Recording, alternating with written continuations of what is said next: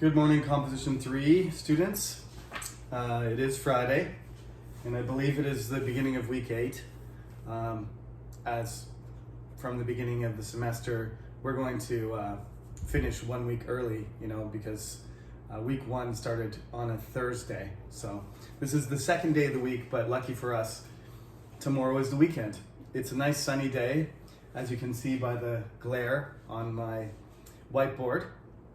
And it's midterms, but lucky for you again, there's no midterm in this class. And as I promised, we do have homework due today, but I'm going to give you a little break. But after the break, the 1 week break for you to write your midterms, we need to do stuff because we don't have a midterm, so we have to do something else. So let me talk about that first, and then I'll tell you what I want you to do in 2 weeks. But basically, by the end of the semester, I want you to write a proper essay, 2 to 3 pages with an introduction and body paragraph and a conclusion. So I'm setting this all up now. No need to panic. You can just focus on your other classes. But 2 weeks from now, there's going to be homework based on the lecture today, which is chapter 4 in the new textbook, but it's a little bit out of order. So you just have to find the page numbers in the old textbook. Not a big deal. If you have the old textbook, the same information is there. Just I think that the chapters are kind of switched up. So you just have to find the same questions and do the same ones. I don't think there's any point in me, hunting around and matching them when you can easily do that yourself. It's just like, when you do a literature class and we're studying Moby Dick, and everybody has a different version, so they're on different pages, but we're all doing chapter 5. So it's the same kind of thing. The same questions are there, so I would like you to do the same questions. If you have the old book, just find those same questions, same type questions, and do them.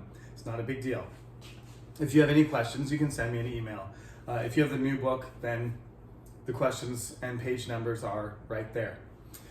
So in 2 weeks, I would like you to do that based on some of the things I talk about today about opinions and arguments and positions. And then on week 11, which is a full 3 weeks away, which seems like a long time, but that's the day I would like you to submit this graded assignment where I'm going to give you a topic.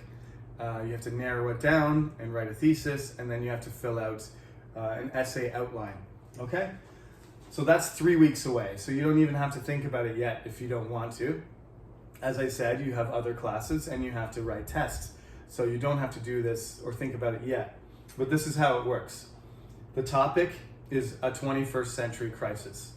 And next week, as we get closer to you handing in your outline, I'll talk about it in more detail. But the file is already up. So under, I think it says Kongji in Korean, it's a notice board, basically. You should be able to just grab the PDF, download it onto your computer. That's the format. You don't have to use that page. You don't have to scan it or print it or write on that page. Just follow the format and then, write your own version on a separate piece of paper, on a separate file. No problem, okay? Again, we'll talk about this later, but we have a lot of problems. Every generation has problems. It would not have been fun to be, a teenager. Some of you are teenagers, some of you are not. It would have been hard to be a young person in the 1930s when there was the Great Depression. It would have been hard in the 1940s when World War II was happening. It would have been hard to be a Korean citizen when Japan was occupying Korea from 1910 to 1945. Take your pick of any generation. They have their problems, but we have things that you might call existential crises, like the whole world is going to be destroyed. One of those is, the most famous one recently, is nuclear weapons. We have enough nuclear weapons in the world to destroy civilization completely. Never in human history have we had the capacity to actually wipe out everyone on Earth, and as Einstein says, knock us back to the Stone Age. I think quote, direct quote, close to the direct quote from Einstein is, I don't know what weapons will be used in World War III, but World War IV will be fought with sticks and stones.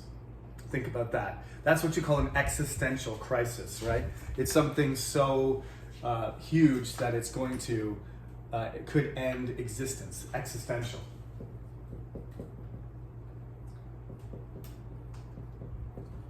So we have that. We have the potential with our technology to blow ourselves right off the planet. Now we've got a climate crisis, which has the potential to change the climate so much in the next 50 years. Some people are saying in the next 10 years there's going to be significant problems, but by the end of the 21st century, human beings might be dying out across the planet because we've affected the weather so severely that it's impossible to grow food, and it's so hot and the weather is so unpredictable that you can't survive. These are crises. The coronavirus is a crisis. There's economic crisis. There's political crises. There's all kinds of things. You can choose whatever you want. But this is a huge topic.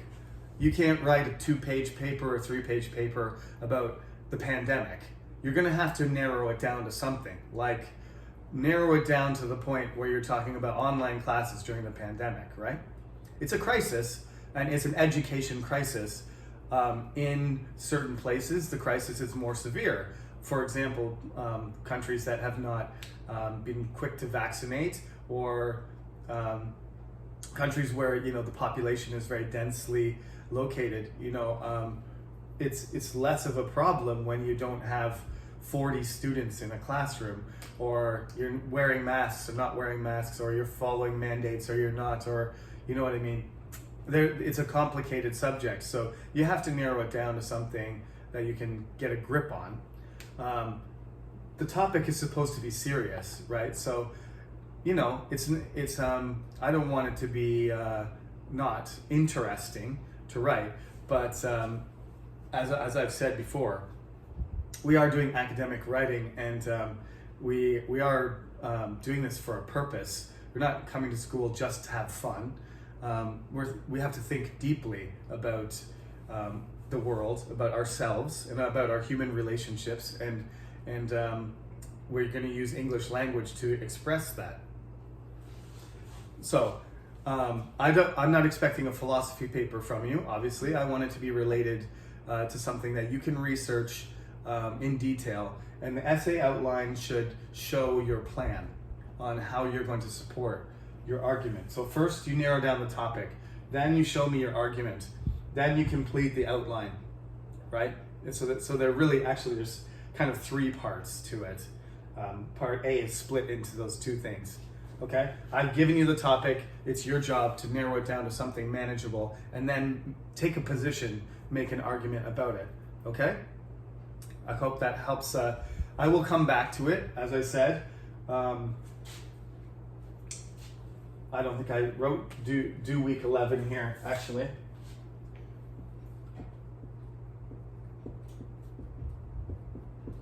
So that's due week 11, and as you know, we only have 15 weeks of class, so the essay outline has to be given to me, and within a week I've got to check it and get it back to you, because the final paper is due on week 14.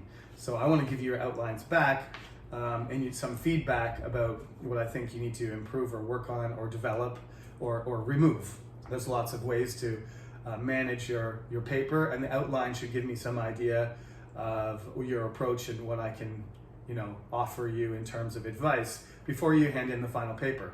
So week 10, the homework for today, from today's lesson, the homework's due in week 10. Then week 11, you should give me the essay outline and the part A section, and then the following week, week 12, I'll give it back to you, and then you have a couple weeks to finish your paper.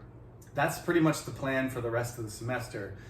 There might be one more homework assignment, small one that I sneak in there, but basically that's it. Week 14, I might as well put this here. Week 14 is the essay. If you can see that down in the corner, okay? But yeah, it's good to get things planned ahead because things are going to be very busy for all of us the next couple weeks. So now you know the plan for the rest of the semester pretty much. So, you don't, I don't want you to be surprised by any homework that's not very nice and not very fun for students to be like, oh, suddenly the professor wants me to do something extra, and that's very stressful. So now you know. But for the next week, as I said, you can, keep your mind on other things and not worry about this class too much. But I would like you to listen to me today. I'm not going to take too long to explain this chapter because this chapter is extremely short. They rearranged this book, as I said. A lot of the material is the same, but they just put it in a different order. But that's good for me, actually, because I never taught the old textbook, the old version. I never taught it in order, ever. And I skipped a lot of parts. So I think I agree with the new organization scheme. Chapter 4 is about opinion paragraphs, but I still disagree about calling it, there are opinion paragraphs and they can be grounded, like there's editorials and opinions in newspapers, but we're not interested in that as much as we're interested in solid arguments that can persuade, huge groups of people or anyone, right? An opinion is really something that is grounded in yourself on purpose. And that's what makes sharing an opinion more polite. When you say, it's in my opinion, or you just say, it's just my opinion, then it feels like anybody can say whatever they want. It's like sort of freedom of argument. However, there are times, many times, where that's not good. If you're the president of the United States and you say, I think we should go to war with Canada, just my opinion. People are gonna wonder, like, okay, what is that opinion based on? And why are you saying it's just your opinion? You can't, that's not a good basis for starting a war with somebody. If Canada is a dangerous country, then say that. And say, we need to go to war with Canada because Canada is a threatening, dangerous country and they're right on our border. They could attack us anytime. This is more of an argument that, South Korea and North Korea use, is that you're still at war because the militaries are ready to fight on both sides. So like if one side says, okay, we're not going to worry about North Korea anymore, we're not going to train, we're not going to develop technology, and the other side decides to fight, you're not ready, right? So, this is a political, diplomatic conundrum. It's like, who puts down their weapons first? North Korea is not going to put down their weapons first because they're afraid that the United States and South Korea will take advantage of that and take over their country. They're paranoid, and with good reason, right? And likewise, South Korea and the United States don't believe that if they stop training and reduce the military readiness, that North Korea won't take advantage and go across the border and take over Seoul, in 3 days, as they've done before. So those kind of things can't be just opinions. And when it comes to formal writing, the style of formal writing, it also requires you to take a strong position. And if you just ground it in an opinion and say, this is my perspective, not everybody's, this is not a reality, this is not a solid argument that anybody could use, then you weaken your position. So the stronger your position from the beginning, the better. However, you do have to, when you take your opinion and you frame it as a position so you can build an argument, you do have to remember that if you present something that is you're not able to argue against, in other words, if you present a fact, something factual, that there isn't an argument about the fact itself. There has to be an argument about the interpretation or the analysis or the understanding of what the fact means, right? There has to be a distinction between that. Saying the United States has the largest economy in the world, that is a fact. You can't argue that. Saying the United States is the richest country in the world is a fact as well. You can't argue that. However, if you take a perspective like per person, the United States isn't the richest country in the world, or 3% of the population has 90% of the wealth. So it's really a one-sided, unbalanced, there's a huge gap between the rich and the poor in that country. So like the wealth is not evenly distributed. So you end up with a country that has extremely rich people, and then a sizable middle class, but a huge number of people that are lower class, poor, people struggling in a lot of ways in their life. Nobody thinks about that actually when they think of the United States, that there's 50 million people living at what we call the poverty line. But again, this is an argument. We are arguing things here. Is the United States a poor country? No. Does it have a lot of poor people? Yes. Is there a problem with that? No. You can argue. No, there's not a problem. This is why. That's the way capitalism works. There's going to be always the successful people and the unfortunate people.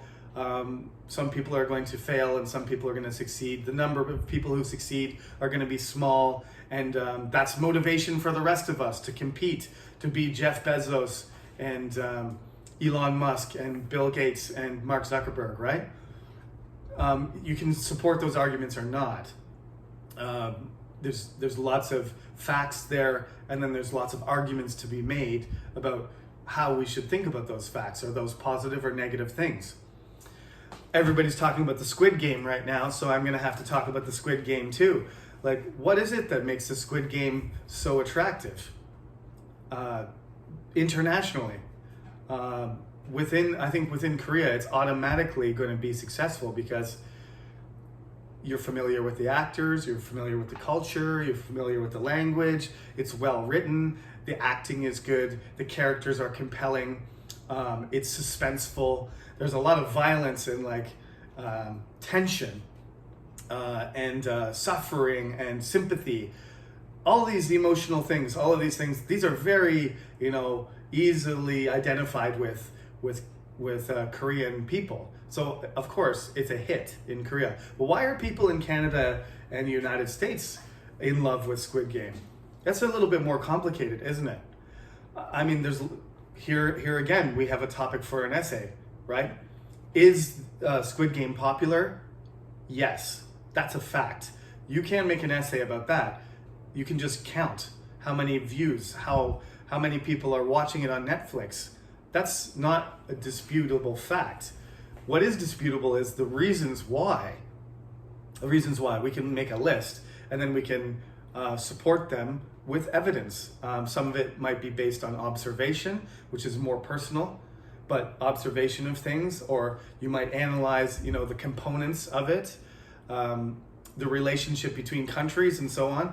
I think the simple fact that Korean culture in my lifetime, since the 1980s, has spread all over the world. How well people know about Korea is steadily increased. So but the familiarity with Korean culture is still limited, and it's still expanding. So when they see something like the Squid Game, and everybody knows Gangnam Style and the Seoul Olympics and the Korean soccer team and Kim Yana and all the other things, BTS, they know those things already, and kimchi. It just adds another thing. It's like, oh, this is another part of Korea that is interesting. I'm gonna consume that too, and I want to understand it. I think that's probably where, that's sort of the balancing point there. Korea is famous enough that everybody knows about Korea, but it's still not famous enough that people are not really curious. Like, the Squid Game seems a little bit sadistic, but it also, in some sense, reflects just capitalism in general. It's the same thing that happens. You could have a Squid Game in Canada or the United States, people with failed businesses and failed relationships and gambling debts and making mistakes in their life, and then along comes some kind of weird game system or gangster, offer, some twisted game, reality TV game, and giving them the ticket, but not really telling them what they're getting into. It's really a kind of a psychological game, as you know. If you haven't seen it yet, I recommend it. That's my Squid Game. I think every Korean professor this semester has to give their small little insight on the Squid Game. So there you go. Another example. Squid Game is very popular. Fact. Reasons why it's popular internationally, why people are engaging it with such enthusiasm. There you're getting, closer to forming a position and an argument that you can give reasons for, okay? You're not allowed to use Squid Game as your topic though, okay? That's not a crisis. This is the topic, okay? Anyway, it's a fun one though. Okay, so in the textbook here, there is a paragraph that's, it's an opinion, and it's written as if you're doing an op-ed, an opinion piece in a newspaper. So this is what it says. Dear editor, more people should ride bicycles into town. Last year, 73% of all workers drove their own car to work. Car traffic in town is terrible. Parking places are hard to find, and pollution from cars is a real problem. Citizens who want a cleaner, nicer place to live ought to try this non-polluting form of transportation. Cycling is good exercise too. The city must not allow this problem to get worse. Instead, people should ride bicycles to work and school and enjoy the health benefits of daily exercise. Bill Adams, Bellingham. Okay, so it's a pretty concise paragraph. There's a few opinions and a few facts in there. So what's the main idea of the paragraph? That there's a crisis, there's an issue, a serious issue with traffic, and then the writer is trying to persuade, right? The opinion is being published because they're trying to make an appeal to the readership, to the people that get their news, that this is something that we need to change. Underline the sentences or parts of sentences that show an opinion. Well, anything that isn't concrete, anything that doesn't have a statistic or a basis in fact would qualify as an opinion. So, 73% of all workers drive their cars. That's a fact. Car traffic in town is terrible. That could be a fact as well if it was based on the number of cars in a given time period in a given space. They don't give the data for that, but that's based on a fact as well. Parking places are hard to find. You could also, provide factual evidence for that. It's either true or it's not. Then when it gets to, good exercise and this problem shouldn't get worse and that people should ride bicycles instead, that's all opinion based unless, again, you find proof of that. It's not good exercise if you get hit by a car and you're in the hospital. There's nothing addresses here the downsides of bicycles. We have bicycle lanes all over Daejeon. People hardly use them because actually the people on the bike lanes don't feel safe. They feel like they're going to get hit by a car. And the number of pylons and dividers that have been smashed by cars kind of makes you wonder if you should ride your bicycle on the road. This is a particularly bad problem in Korea, but in Toronto as well. Cyclists get hit and it's a difficult thing to manage. So you have to do a certain amount of city planning. You have to have sort of a critical mass of cyclists as well. If one person is riding a bicycle and you make a bicycle lane, you're kind of taking away space from the cars and making the traffic worse. I used to live in Doandoshi down the road, and that narrow road that comes down the Gapcheon all the way from Home Plus all the way down to Gasuwon, if you're familiar with, it's so narrow, and they built those bicycle lanes and nobody ever used them, and you just have two lanes of cars, like every day at 6 o'clock when it's rush hour. You have 2 lanes of cars, and I used to park my car in front of Mogwan University and then walk over the hill because it would take 30 minutes to walk, and it was the same amount of time to wait in my car. Bus lanes and people riding buses, is that an alternative solution? This opinion is very, focused on one thing, and that's good because this person believes bicycles are the solution. But you can see there's an easy argument. Counter argument, bicycles are not safe. Counter argument, they make the traffic worse because not enough people are going to quickly switch. So initially, at least, you're going to have the increasing number of bicycles over time, and then the traffic will get better. What about winter weather? Are you supposed to ride your bicycle when it's snowing? Again, none of these things are considered. So counter arguments are all over the place, but also alternative arguments are there too. Like I said, our buses a better alternative? Certainly in the winter, I think they would be. And they also reduce pollution, traffic, congestion. They're not as healthy for physical exercise, but they're safer.